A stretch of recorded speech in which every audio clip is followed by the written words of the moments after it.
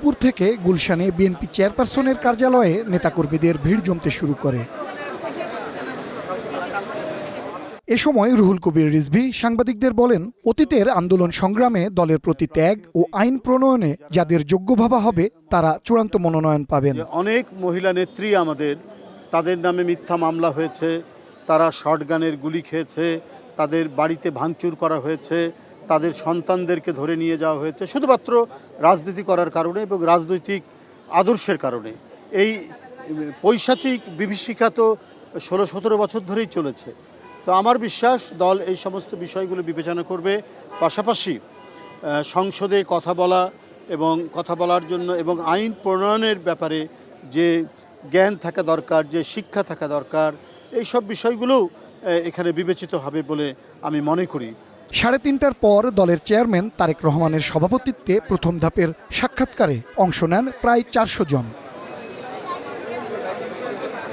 এ পর্যায়ে রাজশাহী, রংপুর, খুলনা, বরিশাল ও ফরিদপুর বিভাগের প্রার্থীদের সাক্ষাৎকার নেওয়া হয়। দুটো প্রশ্নই ছিল, 2 মিনিটে উত্তর দেওয়া লাগবে।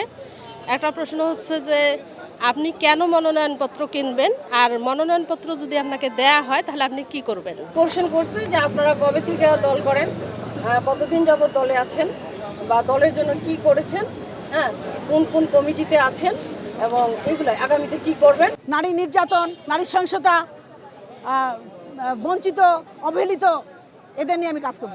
মহিলাদের স্বাস্থ্য শিক্ষার উন্নয়নে আমি কাজ করছি। সরি লাইফে কখন কি হয় গ্যারান্টি আছে, তাই ইন্স্যুরেন্স করুন সিটি ব্যাংকে, কারণ ইন্স্যুরেন্স করলে সিটিতে সুরক্ষা পাবেন নিশ্চিতে। আগ্রহীদের প্রত্যাশা, দীর্ঘদিনের আন্দোলন সংগ্রামে তাদের ভূমিকা মূল্যায়ন করা হবে। যারা ত্যাগী, যারা নির্যাতিত হয়েছে, অবশ্যই তাদের প্রাপ্য। দল যদি মনে করে যে না, আমার আন্দোলনের মাঠে আমি ছিলাম, আমি যোগ্য আছি, আমার বিয়ে আছে, তাহলে ওনারা আমাকে হয়তো দিতে পারে। মনোনয়ন দেন তাহলে আমার একটা বিশাল বড় একটা আঙ্গিনা খুলে যাবে, কাজের পরিধি বেড়ে যাবে আমার। এই মানুষগুলোকে নিয়ে আমি অনেক ভালোবাসা নিয়ে তাদের কাছে থেকে কাজগুলো করব। যোগ্যতার ভিত্তিতে মূল্যায়ন করা উচিত। সাক্ষাৎকার গ্রহণ চলে রাত পর্যন্ত। দ্বিতীয় ধাপে শনিবার বাকি বিভাগের প্রার্থীদের সাক্ষাৎকার নেওয়া হবে। চূড়ান্ত প্রার্থীদের প্রতীক বরাদ্দ দেওয়া হবে 30 এপ্রিল। ভোট গ্রহণ 12 মে। জাতীয় সংসদ নির্বাচনে প্রাপ্ত আসনের অনুপাতে এবার সংসদে 36টি সংরক্ষিত আসন পাচ্ছে বিএনপি।